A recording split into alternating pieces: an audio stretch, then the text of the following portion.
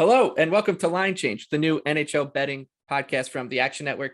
My name is Michael Leboff, and joining me in just a moment is my friend and professional NHL bettor. You know him in the industry as So Money Sports, and it is a very special day in So Money Land as the Vancouver Canucks have cleaned house. Out is GM Jim Benning, out is former Islander and former Canucks head coach Travis Green, and in comes the affable Bruce Boudreau. So Money, we'll kick off this episode. I got to ask you, what does this mean for your Canucks going forward? And perhaps more importantly, what does it mean for bettors who are going to look to play the Canucks? Does this make them a play on team? Does it make you want to sit back and watch and see how it shakes out? How are you approaching these next couple of weeks, the first few weeks in the Bruce Boudreau reign in Vancouver?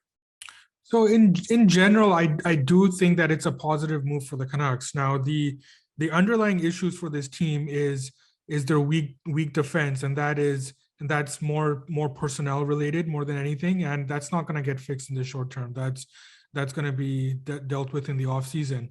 But what we were seeing on ice is that there's clearly a divide here between some players who are still playing and others who had from what I saw on the ice, who had completely checked out.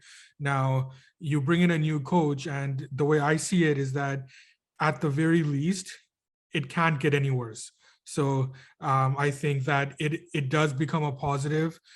In terms of the betting market, the Canucks' overall perception in the market has been pretty low. They did have a couple of wins last week, but those were against the Habs and Ottawa, which, I mean, of course are bottom dwelling teams. But they also had games where against the Bruins where they did play well enough to win, they just couldn't get over the hump. But then you also mix those in with the two games that they had against the Pens over the last couple of weeks where it was a complete nightmare. So I do think that in general, the Canucks going forward should be a play-on team, and from a fan perspective, it's not going to get any worse. So I think that it's a good move overall.